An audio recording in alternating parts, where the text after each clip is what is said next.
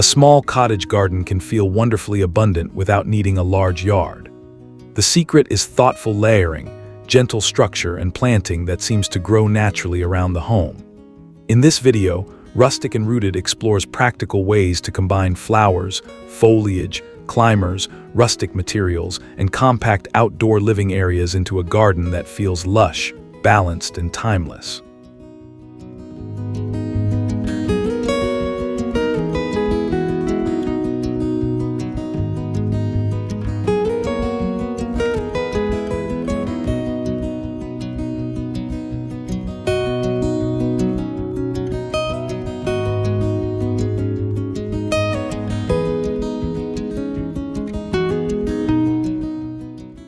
Start close to the house with a low carpet of thyme, hardy geraniums, or other spreading plants. Then rise gradually into flowering perennials, relaxed shrubs, and slender climbers. That progression keeps a small garden visually generous without overwhelming the cottage itself.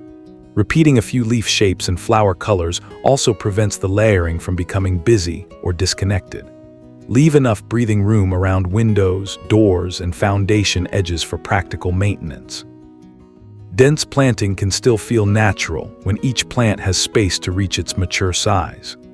A climbing rose or clematis may soften one section of wall, while taller perennials nearby echo that vertical line and help the building settle comfortably into the surrounding greenery.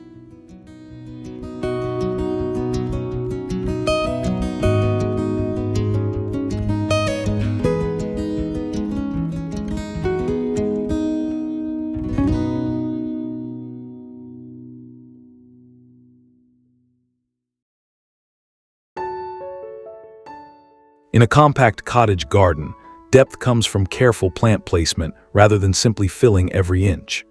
Position narrow upright varieties toward the back, medium-height flowers through the center, and softer mounding plants near the front.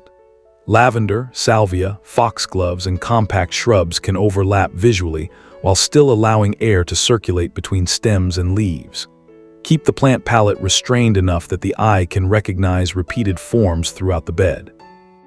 3 or 4 dependable varieties used in several small groups often look richer than a collection of unrelated plants. Leave tiny pockets of exposed soil or mulch where needed, especially around young plants, because those spaces will gradually disappear as the garden matures.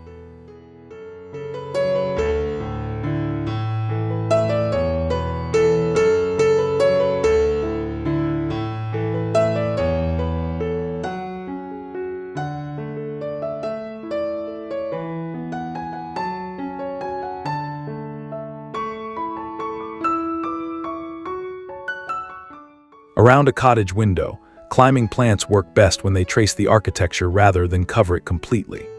Train rose canes, clematis, or honeysuckle along slim supports positioned beside the frame, keeping glass and shutters clear.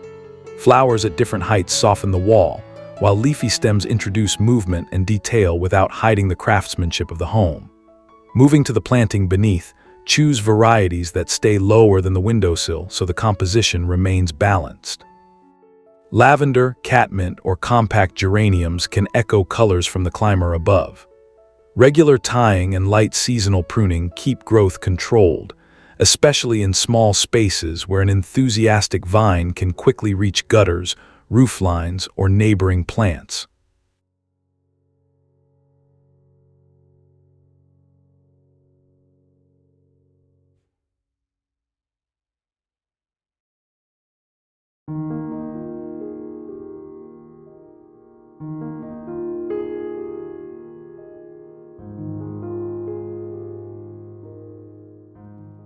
A small patch of grass can be surprisingly effective when it is treated as negative space rather than the main feature. Let an irregular lawn sit between deeper planting beds, with softly curved edges that follow the garden rather than forming a perfect rectangle. The simple green surface gives the eye somewhere to rest between dense flowers, foliage, and cottage textures. Keep the lawn only as large as needed for circulation, a small chair, or occasional outdoor use. Narrow areas that are difficult to mow can be replaced with ground cover or gravel. During summer, The contrast between freshly cut grass and loose cottage planting feels especially crisp, while fallen petals and seed heads soften the edges as the season advances.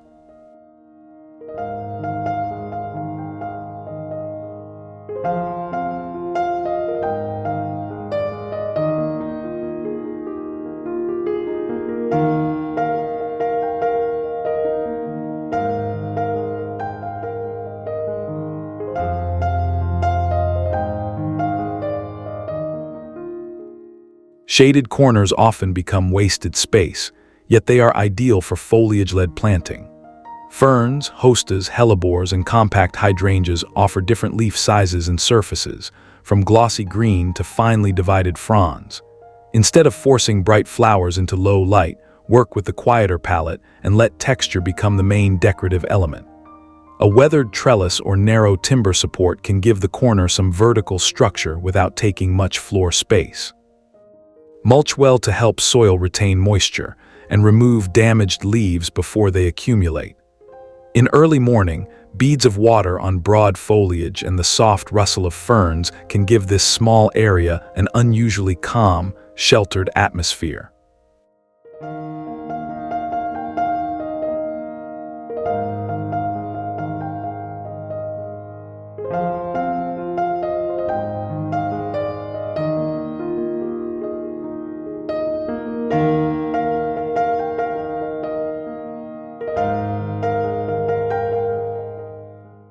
Straight borders can sometimes reveal the exact size of a tiny garden too quickly.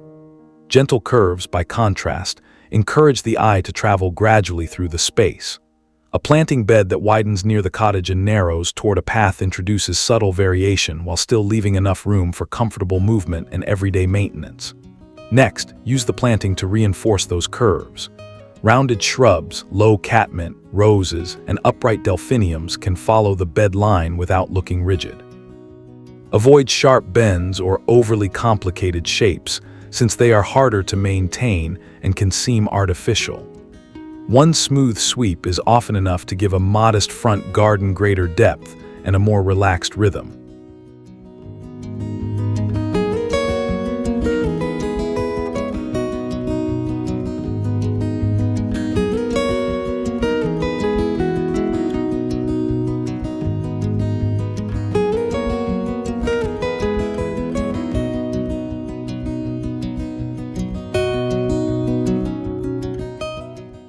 A small bistro table and two weathered chairs work best when they sit inside the garden rather than apart from it.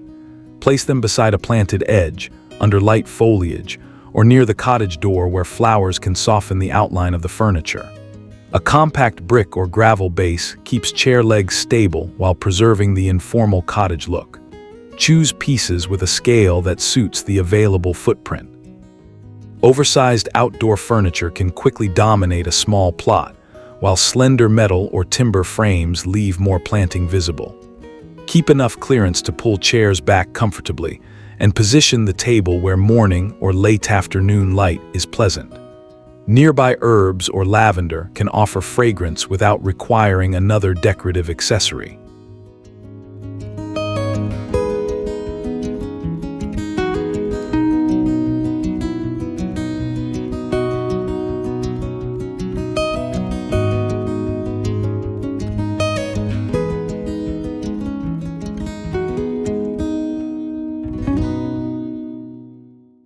A bare cottage wall can support a surprising amount of planting without sacrificing precious ground space.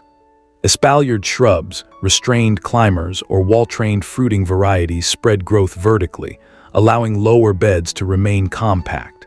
Leave sections of stone, brick, or stucco visible so the planting looks integrated with the house rather than simply covering it. Maintenance matters here more than abundance. Use sturdy supports fixed slightly away from the wall to improve airflow and simplify pruning.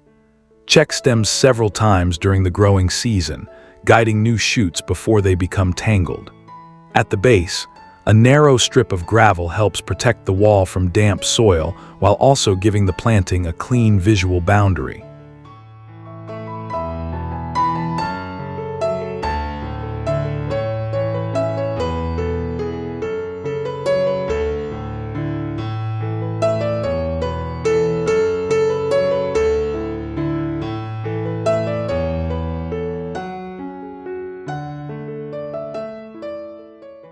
Repetition is one of the simplest ways to organize a lush cottage garden. A drift of lavender near the entrance can appear again beside a side path, while lady's mantle or white foxgloves reappear farther back. The garden still feels informal, but those familiar plants connect separate areas and keep the overall composition from becoming visually scattered. Moving to color, repetition does not require identical combinations everywhere. Let one plant take the lead in one bed and become a smaller accent in another. That shift prevents the design from looking copied section by section. Buying fewer varieties in slightly larger quantities can also be more economical, especially when dependable perennials are later divided and replanted elsewhere.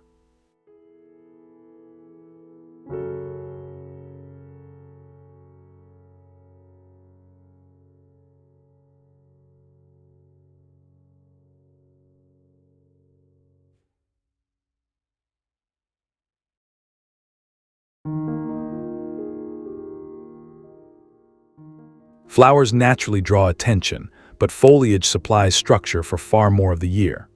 Mix rounded hosta leaves with fine grasses, small evergreen forms, silver-toned foliage, and soft ground covers. Differences in surface and shape remain visible even when blooms fade, helping a compact cottage garden stay layered without needing constant bursts of seasonal color.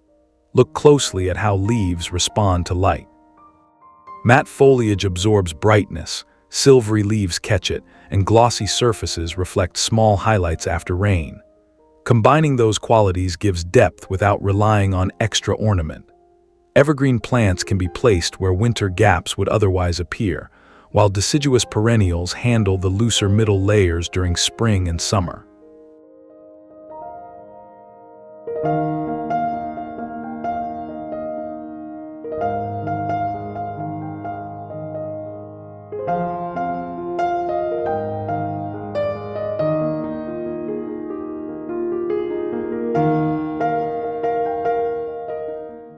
Aged brick, natural stone, gravel, and weathered timber suit cottage gardens because their surfaces become more appealing as plants grow around them. Use these materials sparingly, allowing soft foliage to overlap edges and settle into small gaps. Variation in texture matters more than perfect matching, so slightly worn finishes often sit more comfortably beside informal planting than pristine new surfaces. For practical use, reserve the most durable material for areas receiving regular foot traffic. Gravel can suit secondary paths, while brick or stone works well near a doorway or seating area. Keep transitions simple and level to avoid clutter. Fallen leaves, moss at shaded edges, and occasional flower petals naturally soften the hardscape without requiring extra decorative pieces.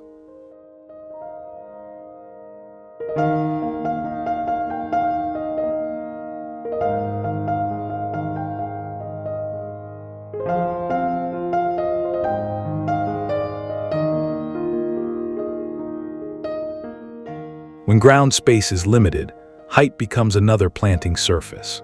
Slim climbers, compact ornamental trees, upright foxgloves, and wall-trained greenery can occupy different vertical levels without widening the beds. Position the tallest elements where they will not block windows or cast unwanted shade over smaller plants, especially along narrow side gardens. Next, balance those vertical accents with lower rounded forms so the composition does not become overly thin or spiky. A single small tree may anchor one corner, while repeated tall perennials carry height elsewhere.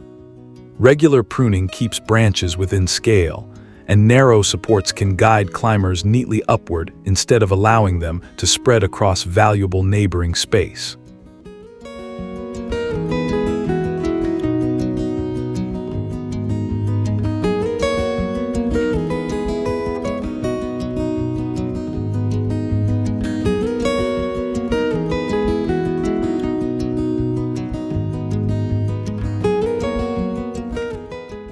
Low brick or stone edging does not need to remain completely exposed.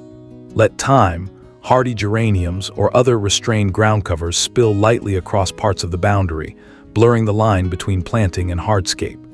The key is selective softness. Enough edge should remain visible to show the bed shape and make routine maintenance straightforward. Trim back vigorous plants before they block paths or trap excessive moisture against paving. A little controlled overflow looks established, while heavy growth can quickly become untidy in a compact garden. Combining trailing foliage with a few upright roses or shrubs behind it also gives the border clearer depth, with each layer occupying a distinct but connected visual zone.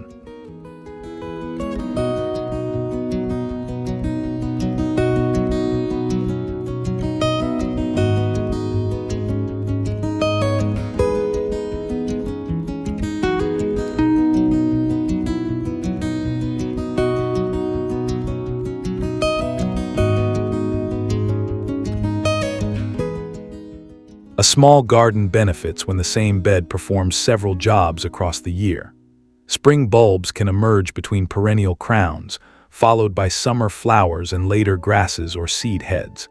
Evergreen shrubs hold the structure steady in colder months, so the border never depends on a single brief flowering period to look complete. Plan these layers by marking where plants disappear seasonally. Bulbs can occupy spaces beneath later-growing perennials, while low ground covers hide fading leaves once spring flowers finish. Autumn light often catches grasses and dry stems beautifully, and winter reveals the stronger framework beneath. That changing sequence gives a compact garden variety without requiring constant redesign or large numbers of new plants.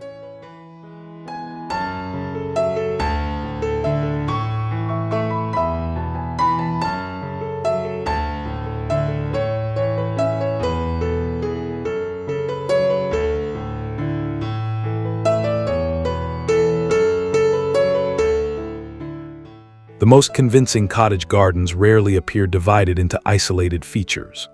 Planting reaches toward the walls, a modest sitting area touches the borders, climbers connect ground level with the facade, and small open spaces keep everything usable.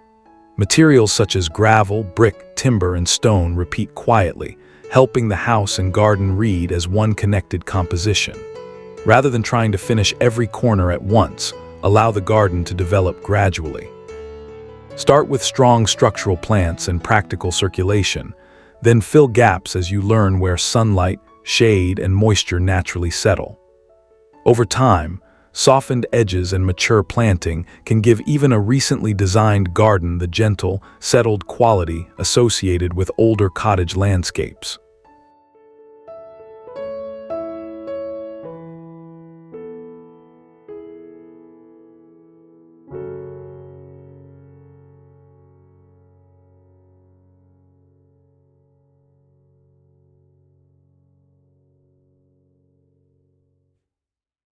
A timeless cottage garden is built through layers rather than excess. Repeated plants, varied foliage, softened edges, vertical growth, seasonal interest, and materials that settle naturally into the landscape. Even a compact garden can feel rich and established when every element works together.